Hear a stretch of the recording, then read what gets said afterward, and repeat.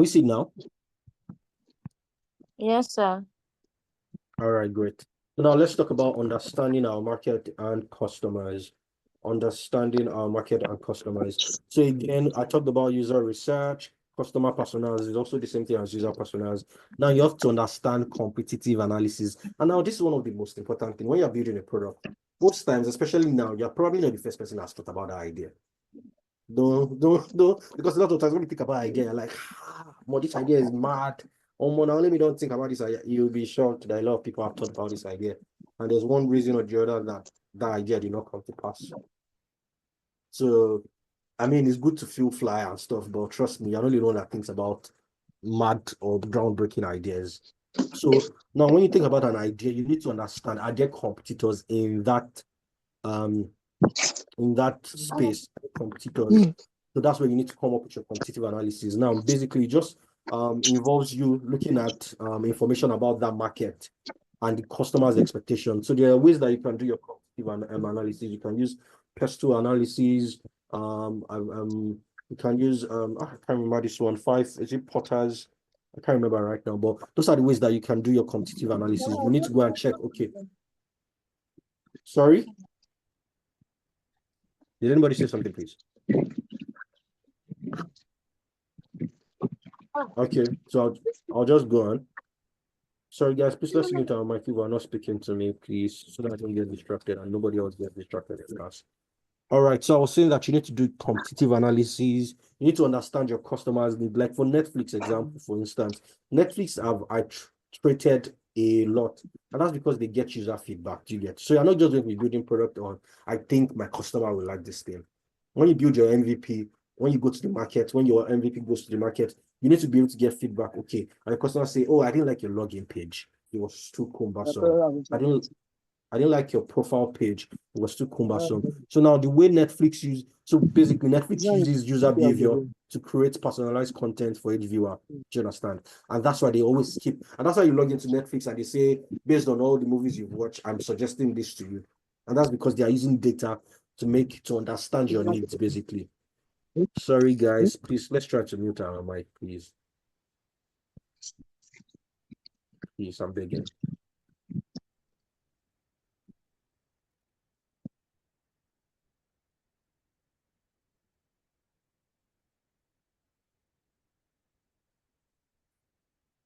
Sorry, guys. I'm so sorry for the distraction. Okay, so I was saying that I was speaking about Netflix and how Netflix uses our data to understand our needs, basically. Of course, I talked about user experience, interactive engagement too. Okay. Okay, no. Also, you also, as a product manager, you also want to be able to get that feedback. Okay, did these people like this thing and stuff. Okay, so let me just ask questions. Let me get to the part where I ask questions.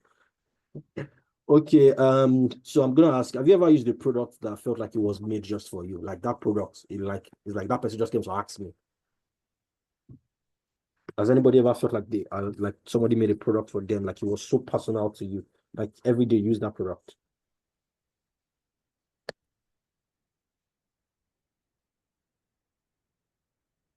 Anybody?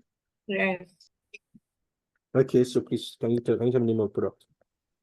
Is Muslim Pro. Is what? Muslim Pro. It's actually an app. Yes, it calls to prayer when it's prayer time, and when you open it, you see the prayer you can do. It's one Islamic app like that. It's called Muslim Pro.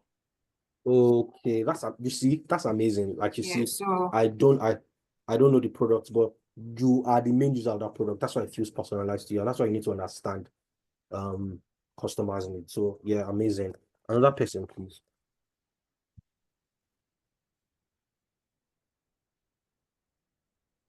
Hello. Another. Okay, yes, please go on.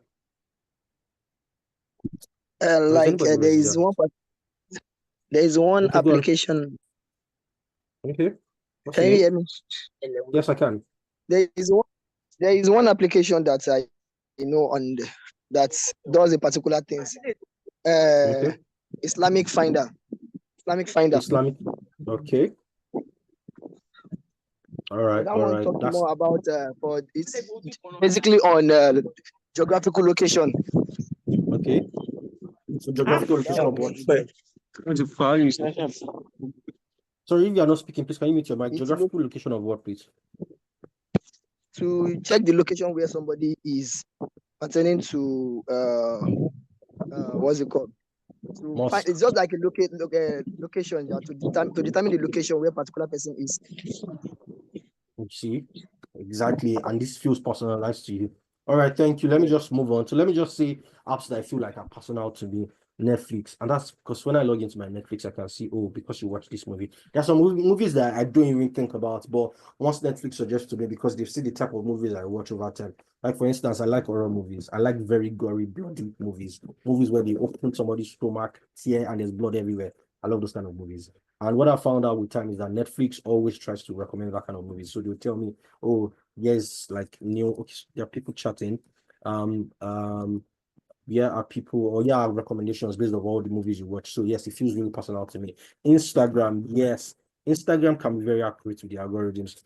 Sometimes, not all the time, because sometimes when you send somebody just sends, for instance, somebody just sends you wedding, you can all your profile can be filled of wedding. But I mean, it is somehow or sort of accurate with the algorithm. So yeah, Instagram is very personal. Instagram, Glovo, yes, Glovo is child deck keys actually too. So yeah, those are very, very personalized app that feels like it was just made for us. Yeah. Okay, I'm going to ask another question just before we move on. What is the worst user experience you've had with an app? What is the worst user experience you've had with an app? Anybody, like you've seen the app and you're like, you want to just arrest the people that made this app. You just want to go and arrest them. It could be a bank app. It could be anything. What was, just let me hear, and what was the problem? Anybody, before we move to the next slide. Anybody? So I don't get that message very well, please. Okay, so I was saying the question is, what is the worst user experience you've had with an app? Like you've used the app and you're like, who are the people that created this app? You want to even arrest them. That's how you feel like. Okay. There's this app, Notion actually. It's not that you have to hello? arrest people that did Notion. Let me see. Wait, hold on. Let me, I'll check your name because I'm judging you right now. I listen and I judge this time around. Oh yeah, but let me hear what's the reason? You What's the know problem? why? I actually have my Why? reasons. Oh Before yeah, let me I listen. get started to use them, like that app is damn complicated. I had to like go to YouTube, start checking up different YouTube channels, start teaching me how to do this and all like that. But it's Okay. a very good app actually. Like it's a very good app, but the first instance of me learning how to like go to YouTube because of people saying that it's very nice one for tracking your goals, vision, and the likes, to do list and all like that. I love the app normal, but the fact that it stressed me going to YouTube. Yeah, That's the I only feel you. thing. I remember this. I get you. I can relate. I remember the first time I went to use Notion. First, I'm like, why is it so complex? But I think that the more you use Notion, the more you understand it, and that's a good feedback. If I was in the Notion team, I would say, okay, yes, how can we make this process easier for first time onboarders? Now, because I don't know, maybe they've made the process easier because I've onboarded a long time ago, so I don't know what the onboarding process looks like right now. But I'm sure that they probably would have made it better. I'm very sure that maybe and that's why you need to again, and that's why you need to iterate. So new users don't keep having that same problem. Like I had that problem, you had that problem. Maybe somebody that checks Notion tomorrow might not have that problem because they fixed it. But that's such an amazing feedback. Thank you so much. All right. Does anybody else have any other product that they've used and they're like, why is it so complex? Okay, so let me just say, I think that for me, it is I can't remember. I don't want to call the name. I don't want to call any name of any storm, but it was a bank app, and I'm like, I don't understand why it is this complex. So my brother gave me his bank app. He was trying to send money. He said I should send money to somebody for him, and then I opened the bank app, and I'm like, wait. I was confused, and I'm like, first I went to school. I'm educated. Why am I finding it difficult? Everywhere it was just felt like they didn't want you to send money out of the account. Please let me send this money, and I'm like, I don't understand how to use this Apple. Like No, I'm not going to read this. Nah, Shakira, I'm not going to read this, your comments. This is shade. This is shade, and I judge you right now. But I'm screaming. I'm so sorry. I can take everything, but the bank you just mentioned now, I won't take it. You see, somebody is here is for me. I won't take it. I won't take it. Because I feel personally, I feel like Access Bank has one of the best user interface and user experience. I mean, I've used a lot of bank apps. A lot of bank apps in Nigeria actually do have good user experience and user interface, but not a lot. But this one, Shakira is shading. Shakira is all these people that's dragging bank app on Twitter. It's okay, no problem. Somebody says I believe GTB has the best. I mean, I don't use GT Bank, so I don't know. I'm not sure. So let us move on before we drag people and they drag us back and we are dragged. All right, so let's move on. Can everyone see my screen on slide 5? So basically, next thing is I quickly want to talk about defining a product strategy. So now, how do you define a product strategy? So first things first, you want to understand your vision and your mission, and you set realistic goals. Once you define that, you understand, okay, yeah, this is what I'm doing. Your product strategy also has to align with the business objective. You can't be building a product strategy that is not aligning with what the business has, like the goals and objectives of the business. So you need to understand what the goals and objective of the business is, what the company's growth story and profitability is, for you to say, okay, yes, so this is my product strategy and this is what I'm proposing. Blah blah blah. Let me see. Okay, now I was saying that I also said something. A strong product strategy is like a roadmap. It tells you where you are going and why. When you have a product strategy document, what it tells you is, okay, yeah, so this is what we are doing. In first year, this is what we want to do. This is what we want to launch. This is how many customers we want to have. And in second year, blah blah blah blah blah. So it just makes you to understand. It serves as a reminder to what you are building.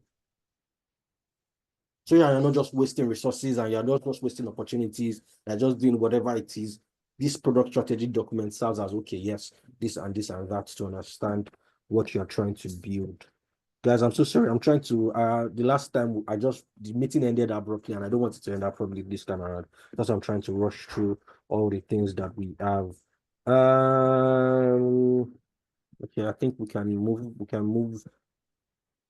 on to the next thing.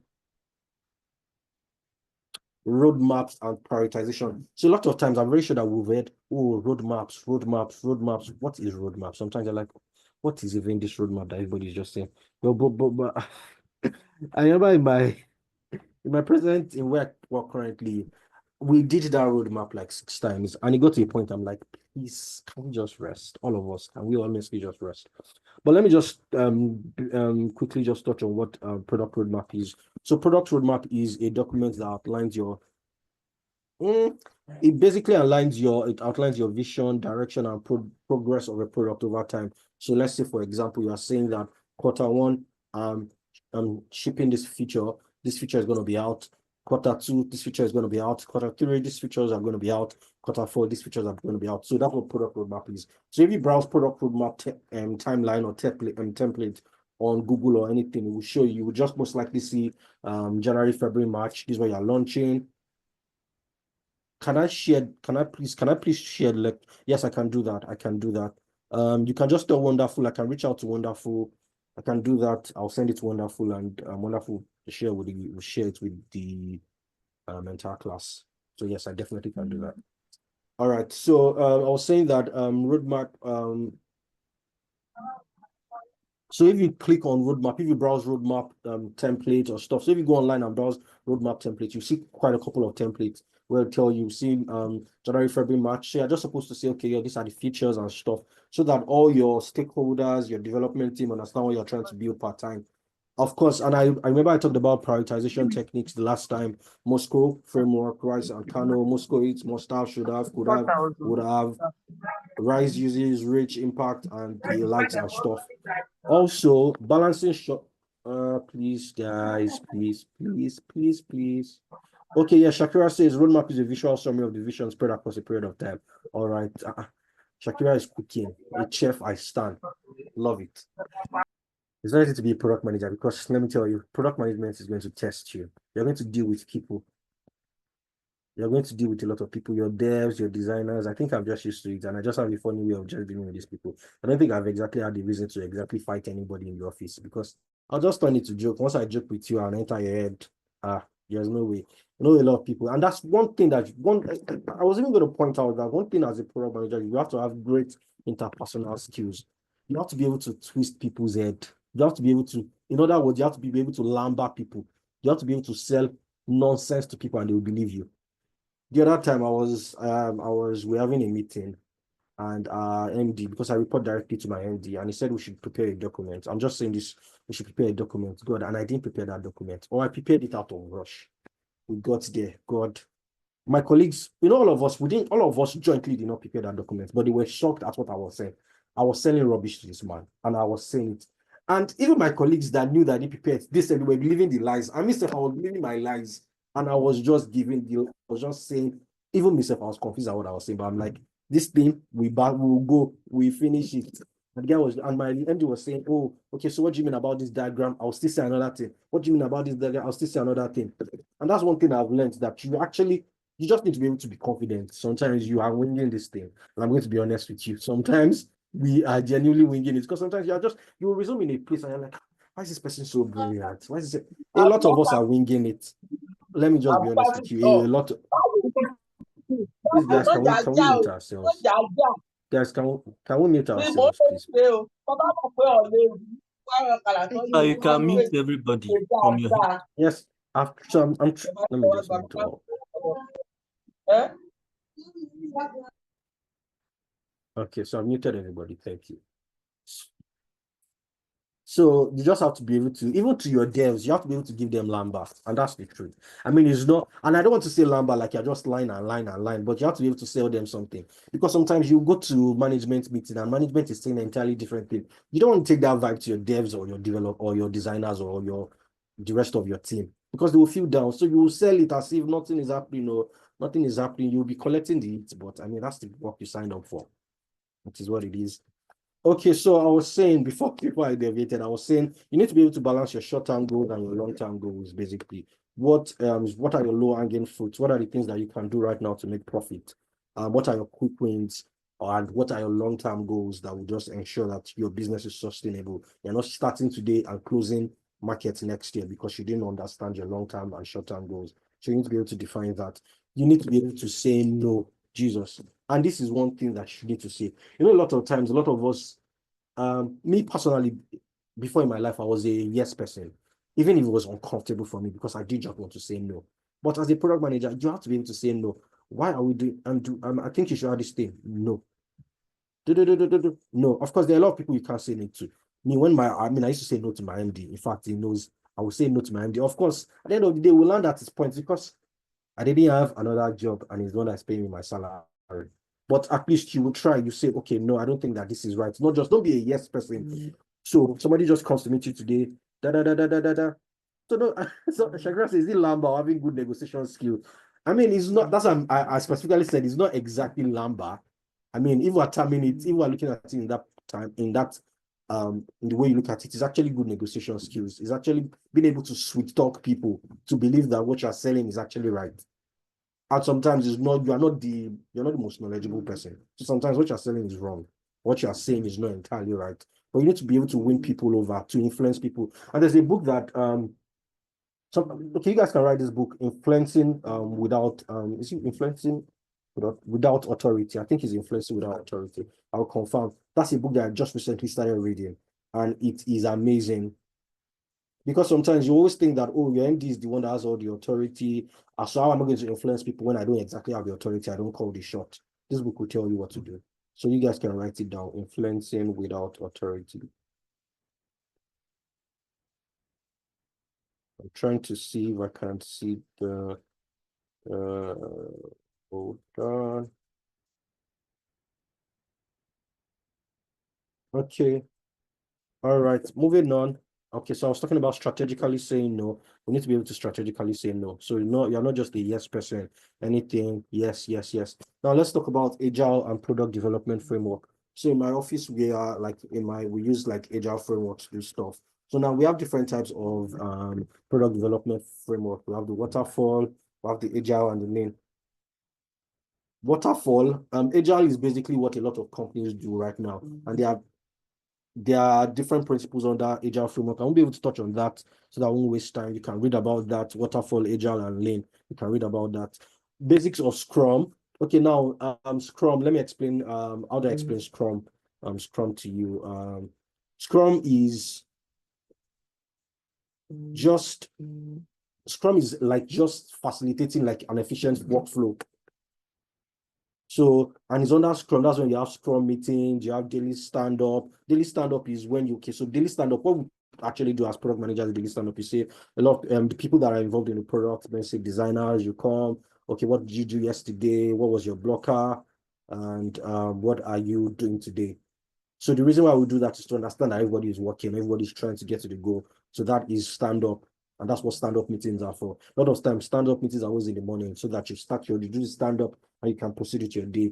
Tell us what your blockers are. We'll be able to unblock it if you have one. Let's say, for instance, a designer is blocking you, you're supposed to do something. Okay, what's the problem? We'll fix it. Everybody moves on and everybody continues their work.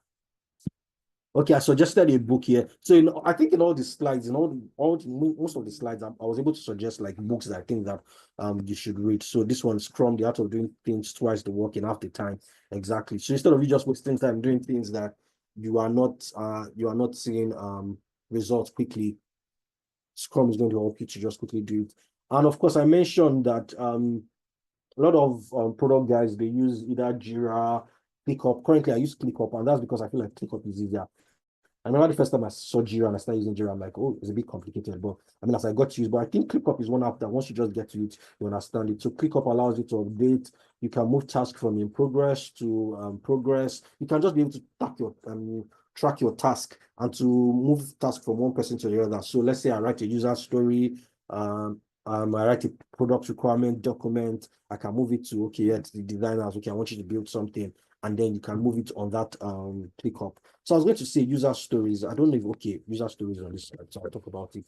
I'm trying to skip. I don't want them to just pick us out of this meeting. Again, guys, please don't forget that you can always connect with me on LinkedIn if you have any questions. I like to talk and I like to meet people. I like to make friends. So I definitely will respond to you on LinkedIn. So building and shipping great product, of course you have to collaborate with engineers and designers. You have to create effective PRDs. Now let me talk about PRDs and user stories. The full meaning of PRD is product requirement document. Oh, you didn't get the book. So let me just, oh yes, my LinkedIn, what's my LinkedIn handle? Check Martin's Layer Victor Ademola. That's my LinkedIn. So you see Martin's Layer Victor Ademola. Martin's Layer Victor Ademola. Let me quickly go back to the last slide so that I can help Olamide to get the name of the book. The name of the book I said is Scrum, The Art of Doing Things Twice the Work in Half the Time. Don't worry, I'm sharing this slide, so don't worry, you get it. I'll share wonderful and you can get it. All right, great. So building and shipping great product. So I was talking about PRDs, I was talking about user stories and stuff. So I was saying that PRD is product requirement document. And what it helps just us to do is to clarify the product vision. We can define features and communicate requirements effectively. So if you go and browse PRD templates online, you probably see a lot of PRD templates. If you guys need a template, that's what I'm telling you, that you can send me a message on LinkedIn, because trust me, when I started product management, I had to figure out a lot of things by myself. It was like everything was just vague. It was just theoretical. And I'm like, okay, how am I going to get the PRD document? But if you need all these things, if you reach out to me on LinkedIn, oh, I got a new job, I want to, so they're asking me about PRD. I don't know, I'm seeing a lot of templates. I don't think it aligns what I'm saying. If you reach out to me, I'm going to provide you the templates or stuff. We can take it up from there. Also, user stories. Now, user stories just basically help you to understand your features. So user stories sound like something like, as a user, I want to be able to, so for instance, if I'm creating user stories for a login page, I'll say, as a user, I want to be able to enter my username and password so that I can use it to log into my app subsequently. As a user, when I enter my phone number, I want you to be able to send me an OTP so that's what the user story is. So it makes you understand everything that the user is supposed to do, all these steps. When the user does this is what's supposed to happen, and this is what it does for the user. That's what it is. That's what user stories basically is. So okay, I even wrote an example here. As a user, I want to do something so that I can get the benefit of that thing, and that's what it is. We talked about MVP in the last time, so we don't have to talk about that.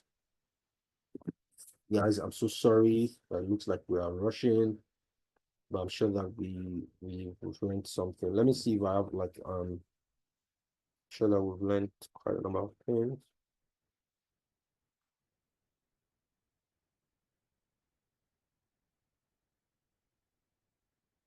Okay, so now key metrics to track. This is when your product has launched. What do you want to track? You want to track your daily active users, your monthly active users, your acquisition cost, your lifetime value, your net promoter scores, your retention rate, your churn rate, so that you know that people are actually coming to your app and they are not just leaving or they are dropping off or stuff. And this is the data that you use to iterate to continue making decisions and stuff. So, Lucky, let's talk about this. How do you measure if your product is doing well? Guys, please, so let's talk. How do you measure if your product is doing well?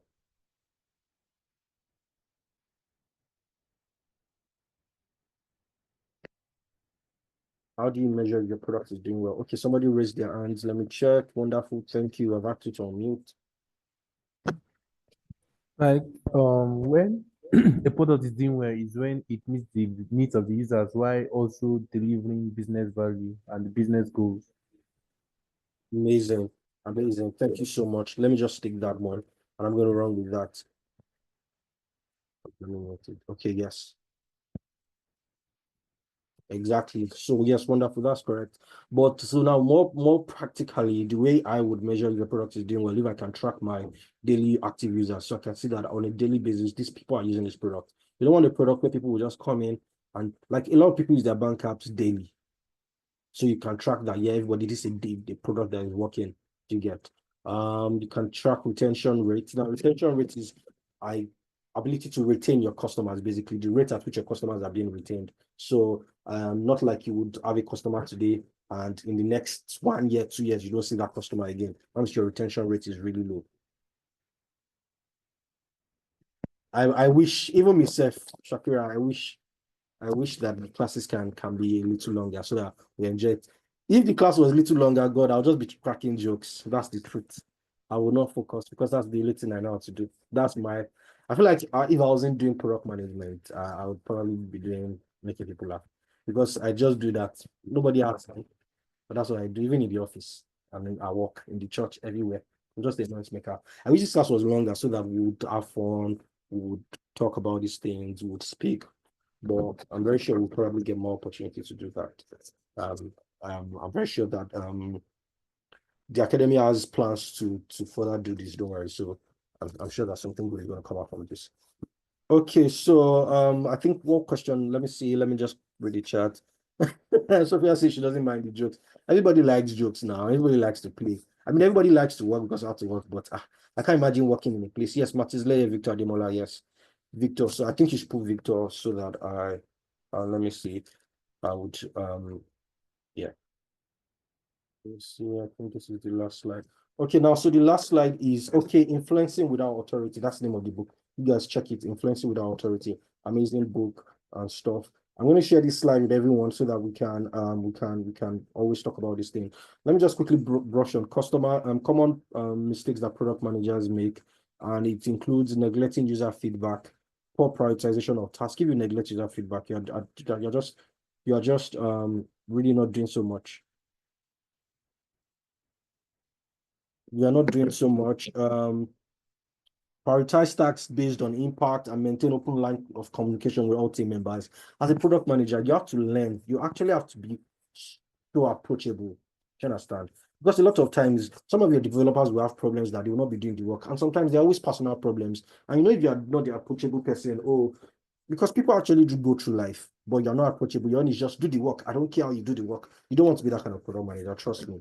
You really don't want to be that kind of product manager. You want to be that kind of product manager that says, okay, I understand that you're going through a lot. You want to take 1 day off, think about it, take your time. Because at the end of the day, if your designers, your developers are not working, you're on the product, you'll just be doing what is not and you'll not get your product out. So you need to understand these things. Again, I've written books. I'll share this slide. I should be able to share this slide by the end of today. I think I have another meeting. I should be able to share this slide by the end of today with Wonderful. Wonderful reach out to me and we should be able to get these slides out. But let's take questions. Okay, let me see if I have one more slide. Okay, no, that's the end of the slide. So let's take questions. Questions, contributions. Okay, chat.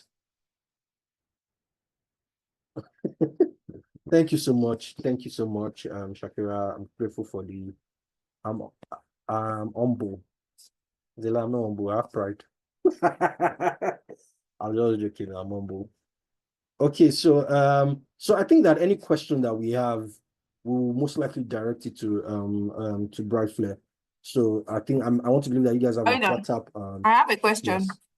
Okay, great. Please go on. Please go ahead. It's actually from the last class. Class. Okay, go on. Yes, you said something and I put it to level. You give me a Okay. minute out of it. All right, no problem. We're waiting. So okay, let me just be so does the organization offer Yeah, internship? okay, I've seen it. Okay, go So ahead. you Sorry. said that for you to build a good product that you must you said it's a must for you to build a product that caters for almost everybody. Okay, you said to build a product that it should be a product that caters for everybody.